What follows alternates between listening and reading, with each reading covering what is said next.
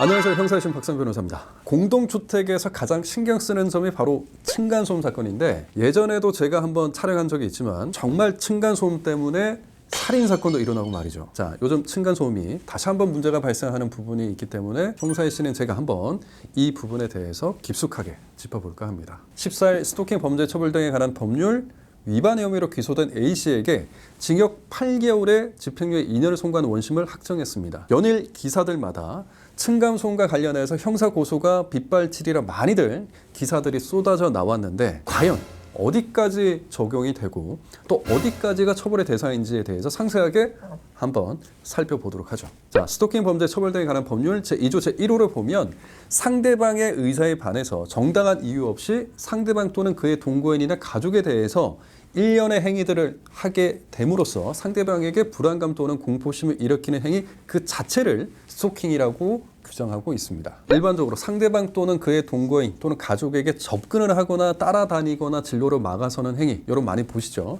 또 상대방 등의 주거나 직장, 학교, 그 밖에 일상적으로 생활하는 장소 또는 그 부근에서 기다리거나 지켜보는 행위, 이게 아마 여러분들이 많이들 스토킹이라고 생각하는 행위 부류에 속하는 것들이죠. 상대방 등에게 우편, 전화, 팩스 또는 정보통신망을 이용해서 물건이나 글, 말, 부호 등등을 도달하게 하거나 정보통신망을 이용하는 프로그램 또는 전화의 기능에 의해서 글, 말 등등을 상대방 등에게 나타나게 하는 행위, 이 또한 여러분들이 많이 일반적으로 생각하는 스토킹에 해당되는 것들입니다. 좀 독특한 것도 있는데 최근에 개정된 것 중에 하나가 있습니다.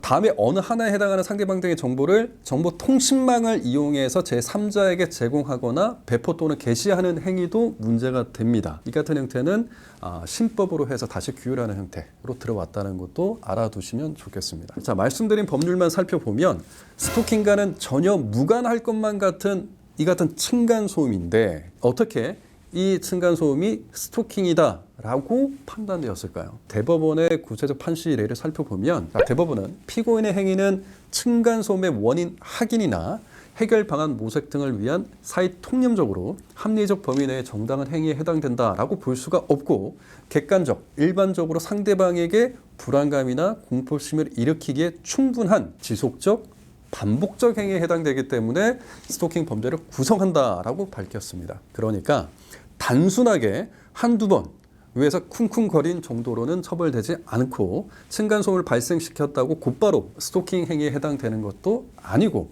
사건 관계자들 사이의 관계나 구체적 경위, 행위 전후의 여러 사정 등을 종합적으로 묶어서 자세히 살펴봐야만 그 해당되는 성립 여부를 판단할 수 있다는 거죠. 자, 이 대법원 판시의 전제가 되는 관련 사건에서도 보면 5개월 동안 한 100여 차례가 넘게 소음을 발생시키면서 피해를 주었다고 하죠. 단순 층간소음 분쟁은 경범죄 처벌법 대상으로 10만 원 이하의 벌금이나 구류 등의 처벌에 그치지만, 스토킹 범죄 처벌 등에 관한 법률을 적용받게 되면 3년 이하의 징역이나 3천만 원 이하의 벌금형에 처해질 수 있게 되는 거죠. 과거에 단순했던 층간소음의 분쟁이 이제는 정말 법리를 다투고 간단한 사안들도 무조건 스토킹 범죄에 엮일 수도 있다는 우려가 나오기도 합니다. 층간소음이 사실상 녹음이나 영상 등 관련한 증거가 없는 경우가 많기 때문에 대부분의 층간소음에서는 만약 스토킹으로 적용이 되어버리면 수사상 한계가 올 수 있다는 우려도 존재하죠. 또 한 가지는 층간소음의 보복행위 등에 대한 처벌의 길이 열려 있기는 하지만, 층간소음을 유발해서 원인을 제공한 자들에게